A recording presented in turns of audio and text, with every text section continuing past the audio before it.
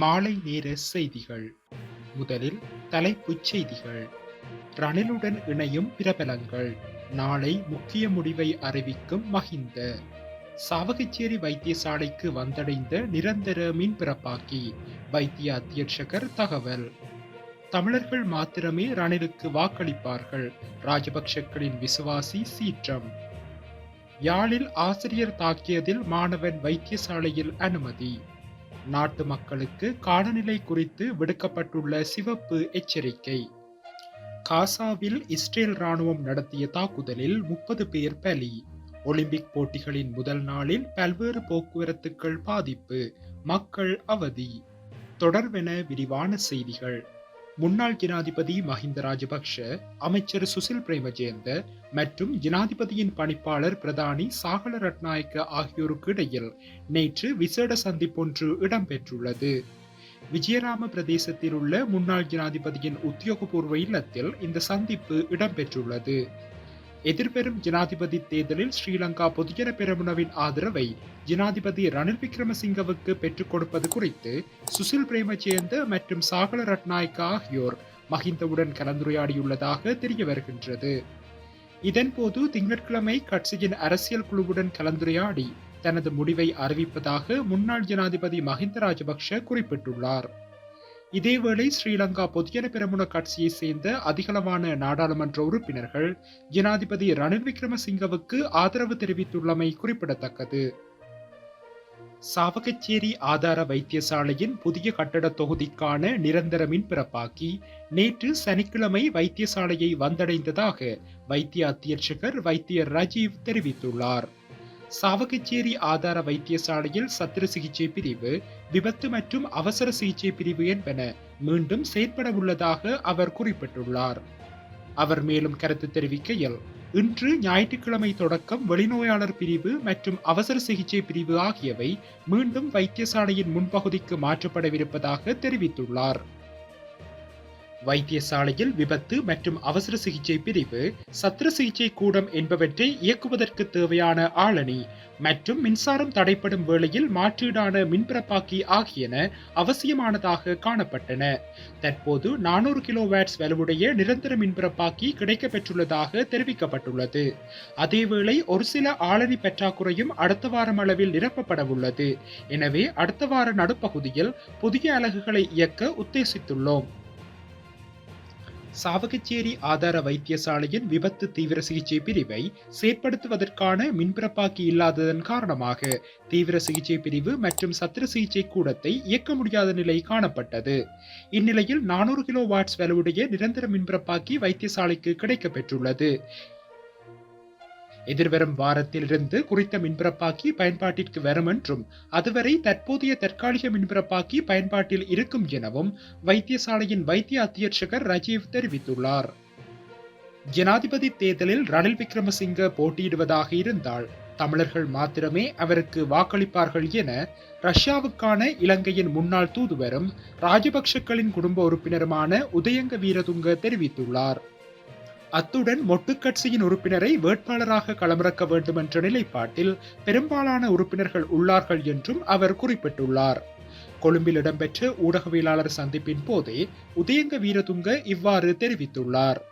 அவர் மேலும் கருத்து தெரிவிக்கையில், 2022ஆம் ஆண்டு நிபந்தனைகளின் அடிப்படையிலேயே ஐக்கிய தேசிய கட்சியின் தலைவரான ரணில் விக்ரமசிங்கவை ஜனாதிபதியாக தெரிவு செய்தோம். இந்த 2 ஆண்டு காலப்பகுதியில் பொதுஜன பெரமுனவின் ஒத்துழைப்பை இந்த ஜனாதிபதி தேர்தலிலும் பெற்றுக்கொள்ளும் நோக்கில் அவர் செயற்பட்டார். அரசாங்கத்தில் அமைச்சு பதவிகளை வகிப்பவர்கள் மாத்திரமே ஜனாதிபதி ரணில் விக்ரமசிங்கவை ஜனாதிபதியாக்க வேண்டும் என்று குறிப்பிட்டுக் கொள்கின்றார்கள். கட்சியின் உறுப்பினரை வேட்பாளராக களமிறக்க வேண்டும் என்ற நிலைப்பாட்டில் பெரும்பாலான உறுப்பினர்கள் காணப்படுகின்றார்கள். இதற்கமைய பொதுஜன பெரமுனவின் உறுப்பினரை வேட்பாளராக களமிறக்க தீர்மானிக்கப்பட்டுள்ளது எனவும் உதயங்க வீரதுங்க தெரிவித்துள்ளார். யாழ்ப்பாணம் தெல்லிப்பளையில் உள்ள பிரபல பாடசாலையொன்றில் தரம் 10 கல்வி கற்கும் மாணவன் ஒருவரை ஆசிரியர் தாக்கியதில் மாணவன் யாழ் போதனா வைத்தியசாலையில் அனுமதிக்கப்பட்டுள்ளார். சம்பவம் குறித்து தெரிய வருவதாவது, குறித்த பாடசாலை மாணவர்கள் சிலர் ஒரு மாணவனுடைய பேனாவை சுவரில் எறிந்துள்ளனர். பேனா உடைந்த நிலையில் இருந்ததால் சம்பந்தப்பட்ட மாணவர்களை பொறுப்பாசிரியர் ஒருவர் விசாரணை செய்துள்ளார். இந்நிலையில் குறித்த ஆண் ஆசிரியர் நடந்தவற்றை கூறுமாறு மாணவனை கேட்டதற்கு அங்கு நடந்த சம்பவத்தை மாணவன் தெரிவித்த நிலையில் அவரை இழுத்து சென்று கன்னத்தில் தாக்கியுள்ளதாக தெரிய வருகின்றது. சம்பவம் குறித்து மாணவன் பெற்றோரிடம் முறையிட்ட நிலையில் தெல்லிப்பளை போலீஸ் நிலையத்தில் முறைப்பாடு பதிவு செய்யப்பட்டுள்ளதுடன் மாணவனுக்கு காது பகுதியில் ஏற்பட்ட வலி காரணமாக யாழ்ப்பாணம் வைத்தியசாலையில் அனுமதிக்கப்பட்டுள்ளதாக தெரிவிக்கப்பட்டுள்ளது. இதுகுறித்து பாதிக்கப்பட்ட மாணவனின் பெற்றோருடன் தொடர்பு கொண்டு வினவிய போது பாதிக்கப்பட்ட மகன் நேற்று யாழ்ப்பாணம் வைத்தியசாலையில் இருந்து வீடு திரும்பியுள்ளார். இந்நிலையில் மகனை தாக்கிய குறித்த ஆசிரியர் இவ்வாறு பல மாணவர்களை பாடசாலையில் காட்டுமிராண்டித்தனமாக தாக்குவது வழமை என்றும் எனது பிள்ளை கீழே இருந்த பேனாவை எடுத்து சென்ற நிலையில் பேனா எவ்வாறு உன்னிடம் வந்தது என கேட்டு குறித்த ஆண் ஆசிரியர் சீருடையை பிடித்து இழுத்து அவரின் கன்னப்பகுதியை தாக்கியதாக எனது மகன் தெரிவித்தார் என பெற்றோர் குறிப்பிட்டுள்ளனர். தனது பிள்ளைக்கு ஏற்பட்ட சம்பவம் போல் இனி சம்பவங்கள் எதுவும் இடம்பெறாமல் இருப்பதற்கு உயர் அதிகாரிகள் நடவடிக்கை எடுக்க வேண்டும் என்பதோடு குறித்த ஆசிரியர் மீது போலீசார் நடவடிக்கை எடுத்ததாக தான் அறியவில்லை எனவும் அவர்கள் மேலும் தெரிவித்துள்ளனர். நாட்டின் பல பிரதேசங்களில் கடும் காற்று மற்றும் கடல் கொந்தளிப்பு குறித்து வளிமண்டலவியல் திணைக்களம் சிவப்பு எச்சரிக்கை ஒன்றை வெளியிட்டுள்ளது. இந்த அறிவிப்பு இன்று அதிகாலை 3 மணிக்கு வெளியிடப்பட்டதுடன் அடுத்த 24 மணித்தியாலங்களுக்கு செல்லுபடியாகும் என அந்த திணைக்களம் தெரிவித்துள்ளது. அரபிக்கடல் மற்றும் வங்காள விரிகுடா கடற்பரப்பில் உள்ள நெடுநாள் கடற்தொழிலாளர்கள் மற்றும் கடல்சார் சமூகம் இது குறித்து அவதானத்துடன் செயற்படுமாறு அறிவுறுத்தப்பட்டுள்ளது. இதேவேளை சப்ரஹமுவ மேல் மற்றும் வடமேல் மாகாணங்களிலும் கண்டி, காலி, நுவரேலியா மற்றும் மாத்தறை மாவட்டங்களிலும் பல தடவைகள் மழை பெய்யக்கூடும் என வளிமண்டலவியல் திணைக்களம் தெரிவித்துள்ளது. மத்திய மலைநாட்டின் மேற்கு சரிவுகளிலும் வடக்கு, வடமத்திய மற்றும் வடமேல் மாகாணங்களிலும் திருகோணமலை, மொனராகலை மற்றும் ஹம்பாந்தோட்டை மாவட்டங்களிலும் அவ்வப்போது 50 தொடக்கம் 55 கிலோமீட்டர் வேகத்தில் பலத்த காற்று வீசக்கூடும்.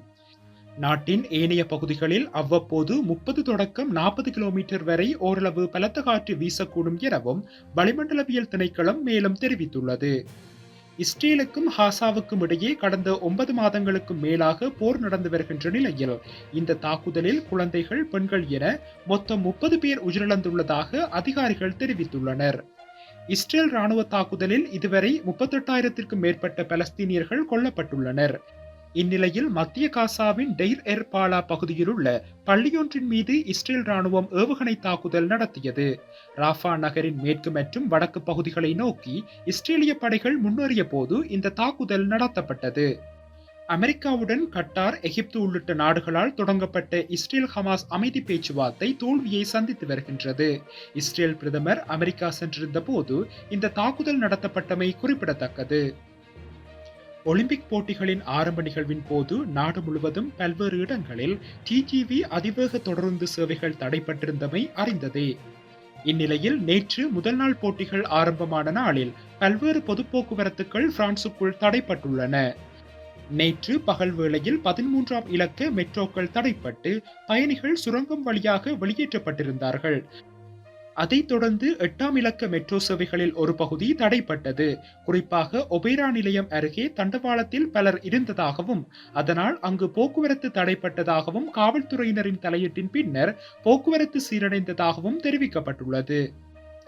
6ஆம் இலக்க மெட்ரோ சேவைகள் நேற்று மாலை தடைப்பட்டது. கிளேபர் நிலையத்தில் பலர் தண்டவாளத்தில் நின்றிருந்ததாகவும் அதன் காரணமாக போக்குவரத்து தடைப்பட்டதாகவும் தெரிவிக்கப்படுகின்றது. தொழில்நுட்ப பழுது காரணமாக RERC சேவைகளும் இடைநிறுத்தப்பட்டதாக தெரிவிக்கப்படுகின்றது. நேற்று இரவு 2ஆம் இலக்க மெட்ரோ தடைப்பட்டது.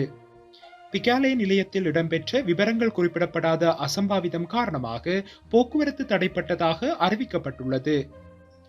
RERA சேவைகள் தொழில்நுட்ப பழுது காரணமாக மெய்சன்ஸ் லெப்டிட் நிலையத்தில் நீண்ட நேரம் தரித்து நின்றது. இவ்வாறாக ஒலிம்பிக் போட்டிகளின் முதல் நாள் போக்குவரத்துகள் பெரும் சீர்குலைவாக காணப்பட்டன. இதனால் ஒலிம்பிக் போட்டிகளை காண சென்ற மக்கள் பெரும் அவதியினை சந்தித்துள்ளனர் எனவும் தெரிவிக்கப்பட்டுள்ளது.